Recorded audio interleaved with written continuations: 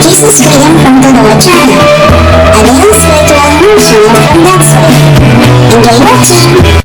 Isaiah 41:10. Don't be afraid, I am with you. Don't tremble with fear, I am your God. I will make you strong as I protect you with my arm and give you victories. Maraming turo ang Panginoon sa Old Testament, maging sa New, na laging ang tema ay huwag kang matakot, huwag kang panghinaan ng loob. Maging matatag ka dahil ako ang iyong Diyos at alam ko ang nangyayari sa iyong buhay. Habang alam ng Diyos ang nangyayari sa ating buhay, dapat alam din natin na alam niya. Habang tayo ay mahal niya, dapat lagi nating maalalang mahal niya tayo.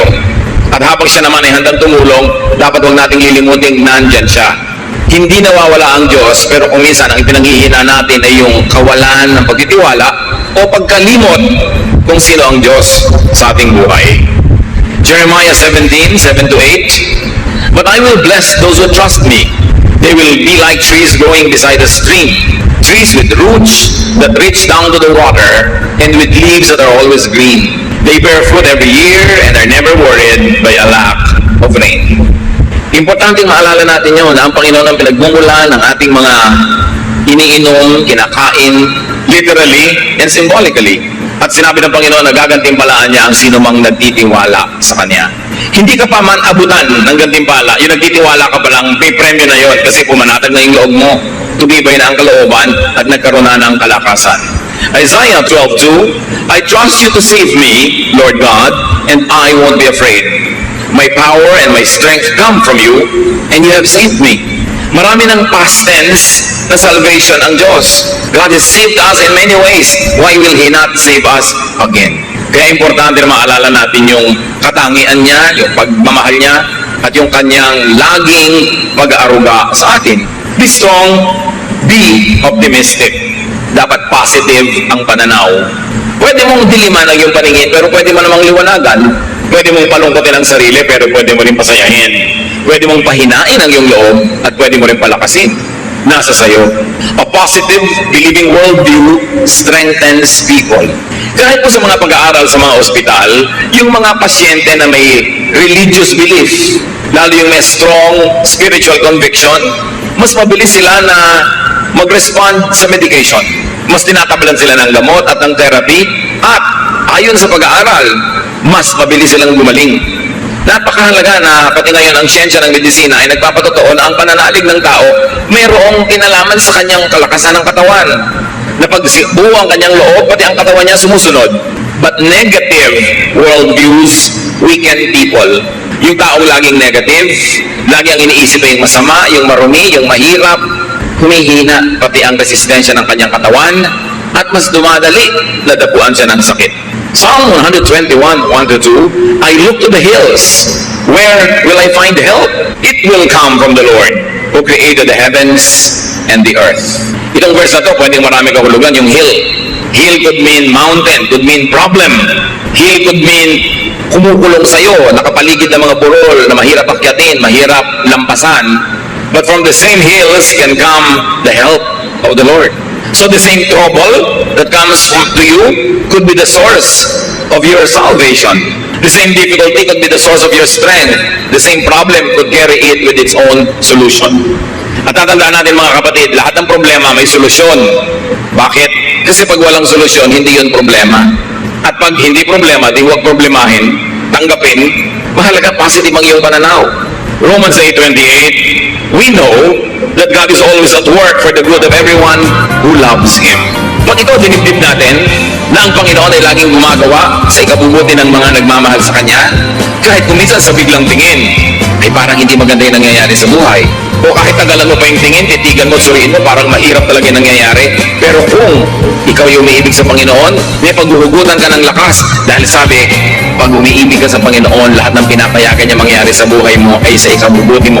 Hindi lang lagi, malinaw na ikabubuti mo yon. Pero kung may pananalig ka, malalampasan ang paningin mong physical, yung nakikita mo parang hindi maganda. At kahit wala kang pruweba sa iyong isip, sa pananalig mo, napapatunayan mong ikabubuti mo yon, doon pa lang, lalakas ka na, gagaling ka na, o malalampasan mo yung oras ng hirap. Follow people who model strength. Maraming mga tao sa paligid natin na pwedeng gawing huwaran. Ang gagawin yung huwaran sa buhay, yung mga matatatag ang loob. Yung buo ang loob, yung matatapang. Huwag yung mahihina. Pagka ang ating ginawang idolo sa buhay, huwaran, yung mahihina, walang ginawang pangharap sa problema kundi iyak, walang mangyayari sa'yo. Pero kung ang titingnan mo, yung mga strong characters, actually, sila yung madalas panalo. In fact, sa mga soap opera, sa mga drama-drama kinawiwilihan ng marami, yung mga kontrabida nga ang laging enjoy sa buhay. Sila tong kitatatag ng loob, kititikas ng mga sikmura, pero sila ang nananalo, nakukuha nila yung pera, nakukuha nila yung boyfriend o girlfriend, nakukuha nila yung mana. Ang totoo niya, sa huling episode lang naman sila biglang masusunog o kakainin ng lupa o kaya ay kakagatin ng napakaraming langgam. Pero 55 weeks sa kanilang serye, siya ang panalo. Tapos ang lagi nating iniidolo, yung iyak ng iyak, yung laging talo, yung laging api, yung laging kawawa. Kaya ganun tuloy nangyayari sa buhay ng mga manonood. Dapat ibayan ang loob. At huwag kayong tumanggap ng advice, ng example na hindi nakakabuti kahit mukhang kawawa siya. Hindi mabuti sa tao yung kawawa. Hindi mabuti yung nagpapakawawa. Huwag kang mang-api, pero huwag ka rin pa-api. Psalm 1:1-2, God blesses those people who refuse evil advice and won't follow sinners or join in sneering at God. Instead, the law of the Lord makes them happy, and they think about it day and night. Yung advice, kahit hindi sabihin ng bibig, pero yung example ng mga laging api, laging kawawa, laging mahina ang loob, hindi magandang advice yun. Talo ka dun. Dapat ang tao matibay. Pinatitibay ng karanasan, pinatitibay ng kung sino ang tinititigan at tinutularan. How else do you become strong?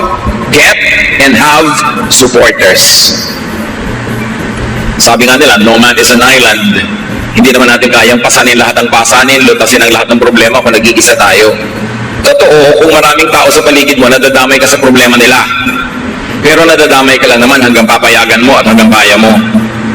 Hindi ka naman kayang ubusin ng problema nila kung hindi ka papayag. Yung iba umiiwas makipagkaibigan, makipag-close friendships kasi ayaw nilang madamay sa mga utang, mga problema ng iba. Pero tandaan nyo, sa inyo naman problema, sa inyong pangangailangan. Sa kahit paminsan-minsan lang pero dumadating na oras ng kahinaan, kagipitan, napakahalaga that you have a support system. Napakahalaga na may mga tao sa paligid natin na nagsusuporta sa atin. Pero syempre, susuportahan ka lang naman kung supportive ka rin sa kanila. Kaya willing ka dapat to invest in human relationships. Yung human relationships, kumisan abala yan eh. Abalang makipagkwentuhan, abalang makaladgad at mayaya doon, pumunta sa mga event yan na hindi ka laging interesado. Pero isipin mo na rin na sa ikabubuti mo rin yun. Dahil darating ang panahon, kakailanganin at kakailanganin mo ang iyong kapwa-tao. Ecclesiastes 4:9-12, you are better off to have a friend than to be all alone.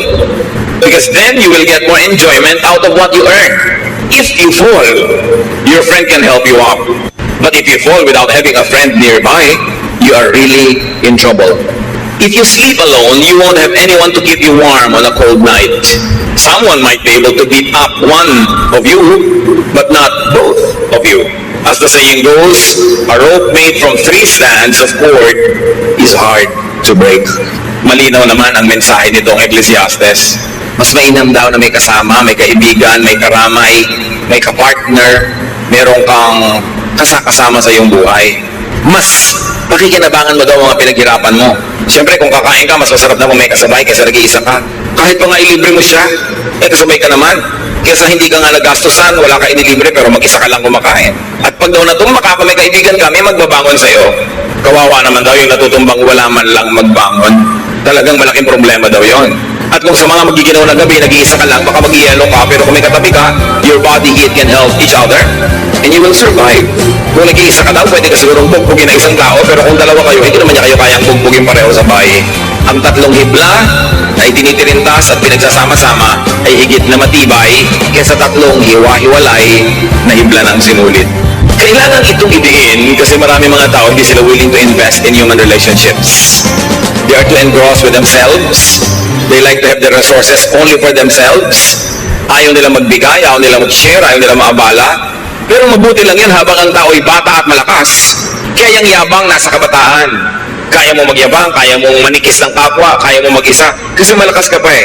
Pero dumarating ang panahon na humihina ang tao, tumatanda, na nakakatayo ka na lang nakakalakad dahil inaakay ka ng iba.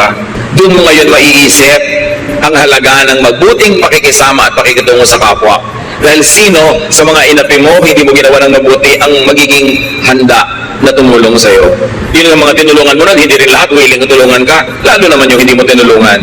Kaya dapat ang karunungan dumarating habang kabataan pa lang. Pwede ka magyabang pagbata ka eh. Kayang-kaya mo mag-isa, pero hindi laging ganon ang buhay. Gusto niyo maging malakas sa oras ng inyong kahinaan? Na wala na talaga kayong lakas? Panghihiram kayo ng lakas ng iba. Kaya kung marami kang tinulungan, marami kang pinahiram, sakali namang di ka makalakad, akayin ka naman ng iba, yung lakas niya ang nagiging lakas mo. Kung di ka makakita, yung pananaw at paningin ng iba ang nagiging paningin mo. Hindi ka makagalaw dahil na-paralyze ka, yung braso, yung kamay ng iba ang gumikilos para sa'yo. In other words, may lakas ka pa rin. Bigay ng iba. Kaya huwag tayo dapat magkukulang sa pagbibigay ng lakas, lalo sa panahon na malakas naman tayo, hindi naman natin ikamamatay tumulong, at yung lakas na ginamit mo ngayon, hindi mo kayang i-save. Pag na hindi mo na nagamit yun today, wala ka nang paggagamitan noon. Bukas may ibang lakas, ang ibang mga gawain. Dapat ang tao may kaibigan. At hindi tayo dapat maging maramot na yung ating mga mahal sa buhay ay makipagkaibigan sa iba't ibang tao. Kuminsan kasi may mga magulang, may kapatid na sobrang mga seloso. Ayaw nila na yung mga anak nila ay nakikipagkaibigan kung kani-kanino.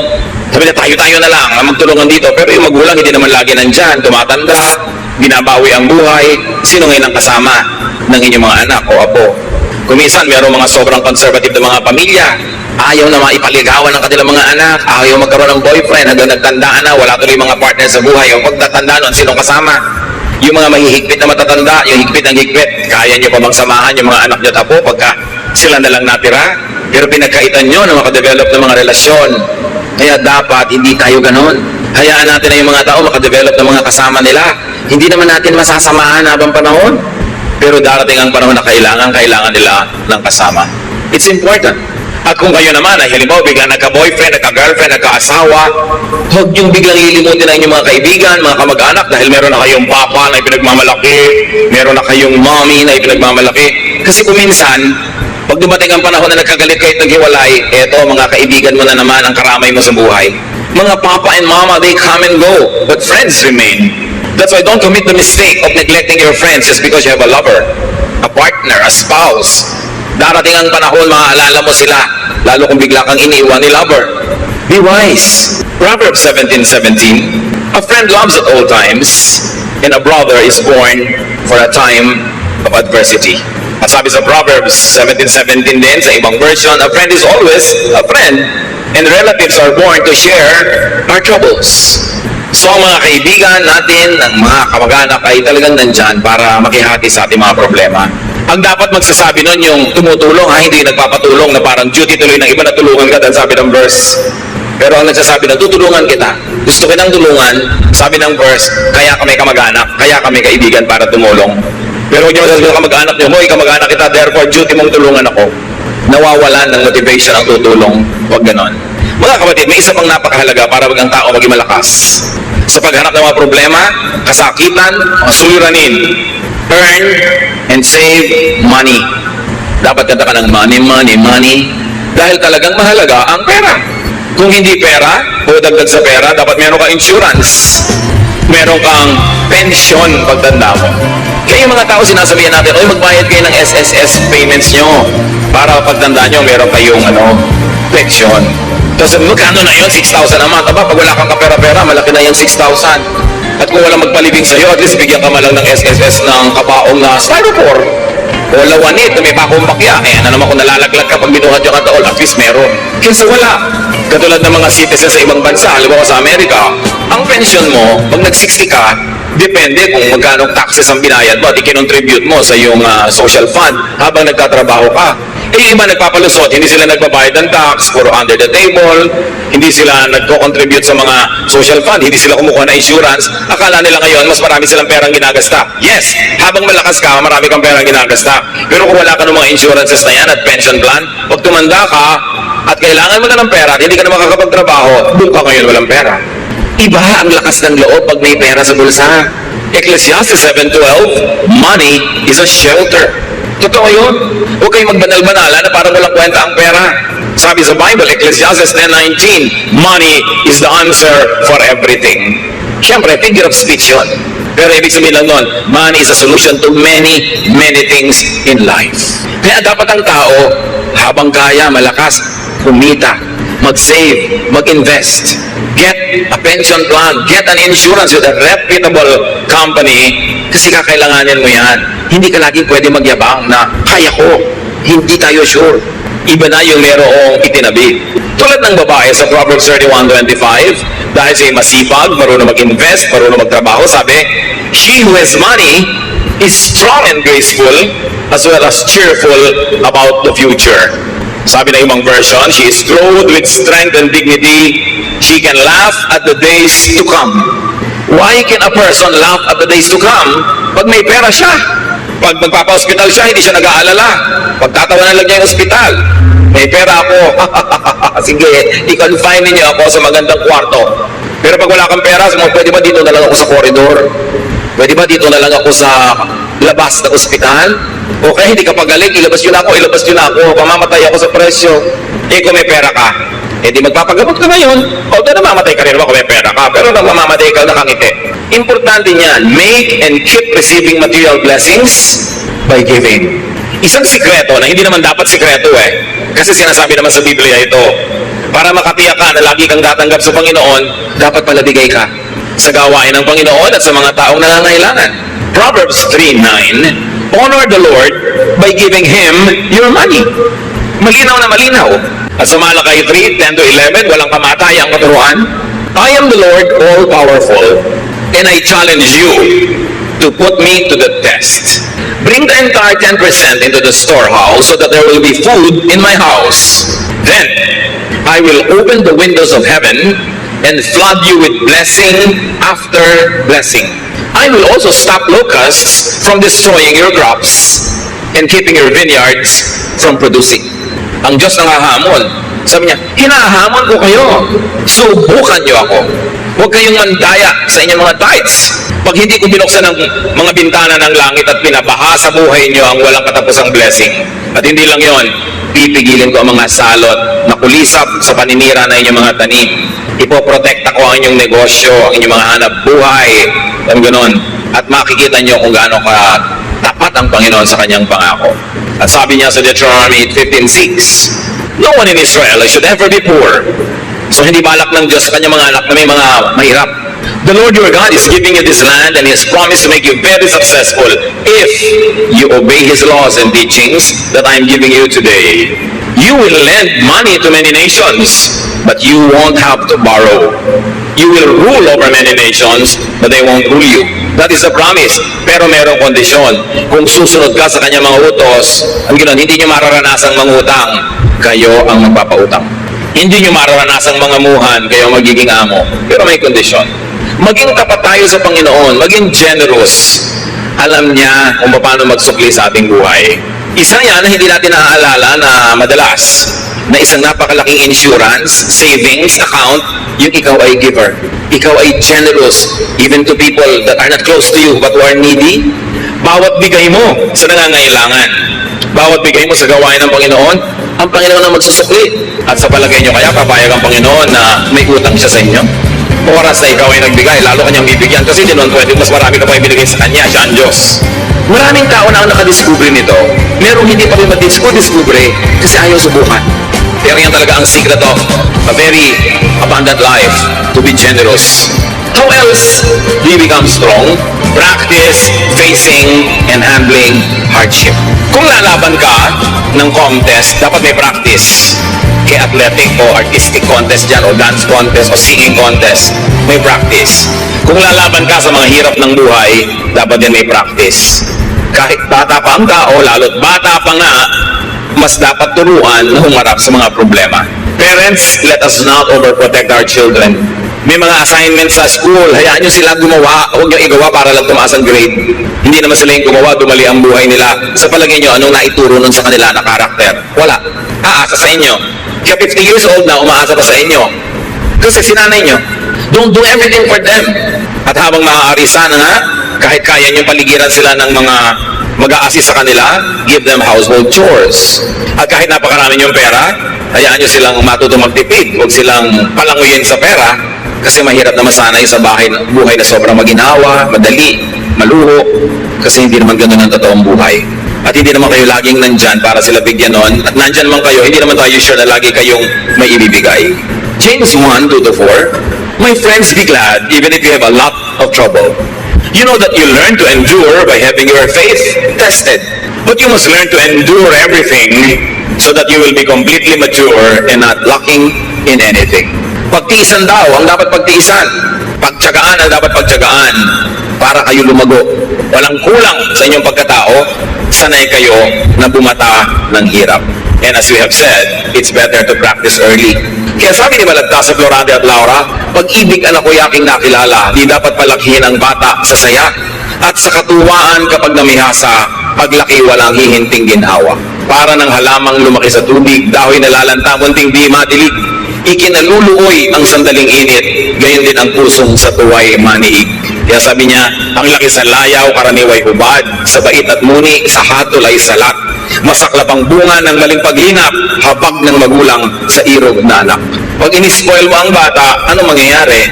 Weakling, mahina, walang buto, mahina ang sikmura, mahina ang loob. Kailangan mabuhay ka forever para mo siya samahan. Kaya kailangan turuan ng practice. Sabi sa Proverbs 22 verse 6, teach your children right from wrong. And when they are grown, they will still do right. Train agad ang mga bata. How else they become strong? Do not overly depend on others. Lahat ng tao, binigyan ng Diyos ng lakas. Huwag kang laging manghiram ng lakas ng iba. Huwag kang laging umasa, sumandal. Dapat gamitin mo at pagpraktisan mong gamitin ang iyong sariling lakas. Why? Because dependence means weakness. Habang umaasa ka, mahina ka. What happens when you are financially dependent, emotionally dependent, functionally dependent? You are weak. May mga asawa na binubugbog, pinagtataksilan, halos ay lapastanganin na lang ng husband, hindi makahiwa-hiwalay, hindi makabuo ng sariling buhay. Bakit? Walang hanap buhay. Walang sariling income, walang pera, walang savings. Kaya nilululo na lang ang lahat, pinagtitsagaan ang lahat. Pero kung may pera lang yan, matagal nang nawala. Yung si iba yung may pera. Kaya pag may mga magpapakasal, lalo mga babae na mukhang palikero pa, mapapangasawa, ang advice mo agad, iha, magtrabaho ka. Gusto po niya, full-time housewife lang ako. Full-time housewife, pagkatapos kahit ano iba sa mukha mo, tatanggapin mo. Dahil wala kang pera. Kailangan may pera ka. O kaya kung siya nagtatrabaho, nasa pangalan mo savings. Para meron ka maipagmalaki. Hindi kawawang-kawawa ka dahil isusumbat pa sa'yo. Kita ko lahat yan, pera ko lahat yan. Diba? Pagka ginawa sa'yo ng husband mo yun, singilin mo siya ng lahat ng serbisyo mo. Security guard ka ng bahay, plumber ka ng mga gripo ninyo, nurse ka ng mga anak, tagasundo ng mga anak, cook ka ng mga pagkain, labandera ka, at whore ka pa sa kanya. Doon ka malaki sumingil. Diba? Laki mo singil. Para hindi akala niya siya lang ang may kita. Pag binayaran nga ang housewife sa bahay, kulang pa yung sweldo ng husband eh. Kasi yabang-yabang pa kape. Sino pumapalakpak dyan sa likod? Diba? Siguro binubusan nila ng kape yung humihingi. Marami namang husbands, mababait ha. Pero kuminsan, pagka biglang nahumaling kung kanino, nawawala ang bait. Kaya dapat secure kayo, meron kayong sariling income, itaktak nyo sa utak nyo yan. Hindi naman ibig sabihin na may income kayo, ilalayo kayo, hihiwalay, pero mabuti na yung meron kayong choice. Hindi kayo overly dependent. 1 Thessalonians 4:11-12, live in a way that you won't have to depend on anyone. Ganon din naman yung mga magulang eh. Minsan sayang lang, medyo huli na sa iba, pero habang maaga pa, secure yourself. Huwag kayong umasa sa iaabot-abot lang ng mga anak nyo in the future. Dahil kung minsan, ang dalang ng abot. Ang konti. Napa-hospital ka ng 7 araw, bibigyan ng pambili ng medical. O eto po, pandagdag. Ha, pandagdag? Ang liit naman yan para ipangdagdag. Pero paano kung umaasa na lang kayo dahil wala kayong isinubi? Be strong. Do not overlove or overneed anyone. Love mo, yes, but do not overly love. Kaya nga sabi nila, unahin mo siyang mahalin kahit hindi iba. Yung world, hindi laging masama. But anything that is really permanent. Sabi sa 1 John 2:15, do not love the world or anything that belongs to the world. If you love the world, you cannot love the Father. Yung nagmamahal, ilagay niyo sa lugar. Pag sobra kayo nagmahal, talo kayo, hindi lang kayo maalala, wala na kayo sa sarili. May mga tao nakatitig sa cellphone nila talaga nakatitig, abang na may dumating na text. Dumating ka na. Wala namang dumadating. Mga advertisement pa ng kondo ang darating. Paano? Sobrang nagmamahal. Magmahal kayo, pero ilagay nyo sa lugar. Hindi dapat kawawain ang sarili. Do not be anybody's satellite. No one is as weak as a person who is madly in love. You weaken yourself.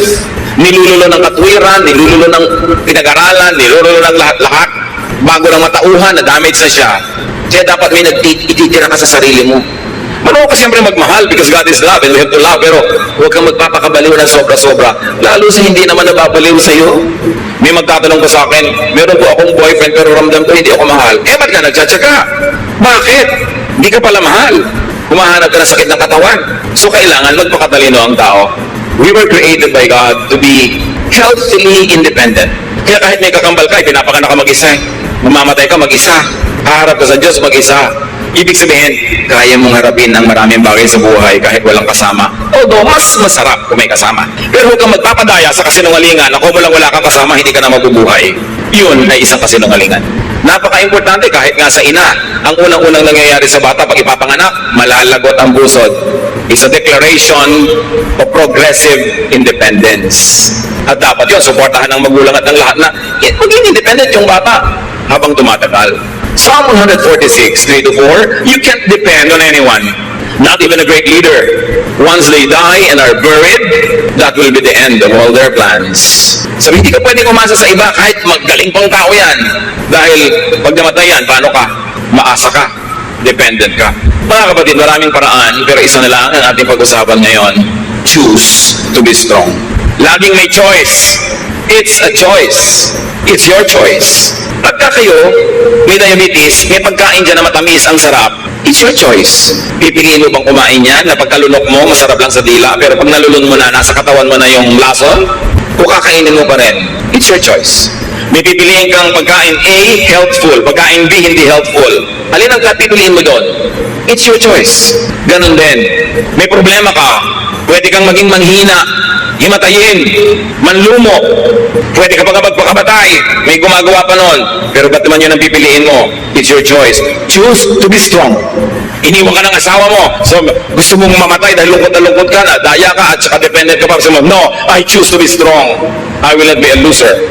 Meron kang sakit, malalang sakit, pwede ka maawa sa sarili, pwede ka magmukmok, but you can choose to be strong. I will choose to be strong. I will maximize whatever is left of my life. I will do whatever my health allows me to do. I'll choose to be strong. I'll choose to be victorious. I'll choose to be cheerful. Although I can choose to be sad. But why will I choose to be sad?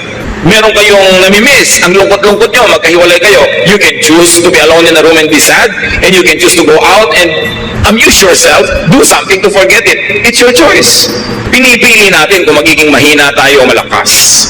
2 Corinthians 4, 8-9. We often suffer, but we are never crushed. Even when we don't know what to do, we never give up. In times of trouble, God is with us. And when we are knocked down, we get up again. Natumba ako, yes, pero hindi ako papayagan na tapakan ako ng lahat ng dumadaan. Tatayo ako uli. Nadaya ako, yes, pero may buhay pa ako, papawi pa ako. Hindi ako magmumukmok sa buhay. 2 Corinthians 4, 16-17, we never give up. Our bodies are gradually dying, but we ourselves are being made stronger each day. These little troubles that are getting us ready for an eternal glory that will make all our troubles seem like nothing. Ganun, hindi tayo susuko. Yung mga problema na yan na ating kinakalaban, magiging trophies yan later. Bawat bato na ihahagi sa atin ay magiging monumento. Bawat sugat ay magiging tropeo if you choose to be victorious. Kaya sabi sa Deuteronomy 3:31-6, be brave and strong. And the Lord Jesus echoes that, have peace, do not be afraid. Pag nanghihina kayo mga kapatid, pinipili nyo lang yun. But sometimes hindi tayo aware. Hindi tayo aware, ipinapakain natin yung ating lakas sa mga negative forces. Joshua 1:9, I've commanded you to be strong and brave. Don't ever be afraid and discouraged.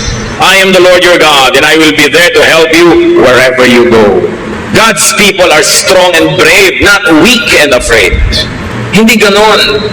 Yung parang tao lakasan ng loob. 1 Corinthians 16:13, keep alert, be firm in your faith, Stay brave and strong. Wala kayong kaharap ngayon o haharaping problema na hindi na nakaharap ng mga tao noong unang panahon pa. Walang bago sa mundo. Walang bagong problema ang hindi pa nadinig ng Diyos na itinaing sa Kanya ng mga tao. Walang bago. Therefore, lahat yan may katapat na. Lahat ng kahinaan ay may katapat na lakas. Ang lahat ng tanong ay may katapat na sagot. Pusali man ay may katapat na langit, sabi nga ng matatanda. So huwag tayong lagi na lang mag-awa-awa sa sarili. Huwag laging magpaawa sa kapwa. Kumusta ka? Eto, kawawa naman ako. Eto, mahina ako. Eto, may sakit ako. Ang dami mo lang mapipiling ibalita. Kumusta ka? Pwede mo sabihin, wow, ang saya ko, nagising pa ako ngayong umaga. Pero pwede mo sabihin, ang taas-taas ka ng BP ko. It's your choice. Anong gusto mong topic? Pero mga kapatid, ang laging gusto nyong topic ay yung kayo mahina, kayo kawawa, kayo walang pera, mapapansin nyo, pakunti ng pakunti ang gusto makipag-usap sa inyo. Sino naman ang gusto makipag-usap sa laging daing ng daing? Yung kausap nyo, marami rin dapat idaing, pero hindi lang niya itinadaing. May problema siyang dala-dala, tapos itatambak niya sa kanya yung problema nyo. Dinadoble yung dala niya para lang gumaan ng pakiramdam nyo. Sa palagay nyo, tatagal lang kayong kausapin ng kapwa. Choose to be cheerful. Hindi laging dumadaing. Lahat tayo may dalang problema. Lahat tayo mayroong difficulties. May kanya-kanyang lungkot, may kanya-kanyang hirap, kanya-kanyang takot. Pero bakit mo kailangang isiwalat at itambak sa kapwa mo yun lagi? Kakadalaan ka lang, pagsasawaan, lalong mawawala na tutulong sa'yo. Pero pag strong ka, you attract people to be near you. And when people are near you, you get helped. Even without asking for it. And you can help other people also. Life really could be full of hardship and trouble, but we are not without a helper. John 16:33, Jesus speaks, I have told you this, so that you might have peace in your hearts because of me. While you are in the world, you will have to suffer. But cheer up, I have defeated the world. Sabi nila, walang bago sa mga sinusumbong mo. Kasama ng buhay yan. May pagdurusa, may paghihirap. Pero huwag kang mahinaan ng loob. Lakasan mo ang loob mo kasi nagapi ko na ang lahat ng yan. Napagtagumpayan ko na yan. Stay with me because I am with you. The Lord is victorious over suffering. Seek the Lord. Sa Kanya tayo lalapit. Take shelter in the Lord. Receive strength from the Lord, from others, and even from within yourself. At napakahalaga mga kapatid because we are cognizant that many people are suffering, strengthen others. Kahit kayo may dala, may hirap, mayroong mas malala ang kalagayan sa inyo, mag-minister pa rin tayo, maglingkod, strengthen them, and do not make people weak by solving all their problems for them, by making them over-dependent on you, because that, in the long run, will not be helpful. We are full of troubles, but we are not without help.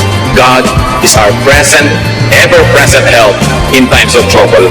Don't you ever forget that. Panginoon, salamat dahil kayo ang aming pwedeng takbuhan, lapitan, at higit pa sa sapat ang pwede nyo ibigay na pagpapala sa amin.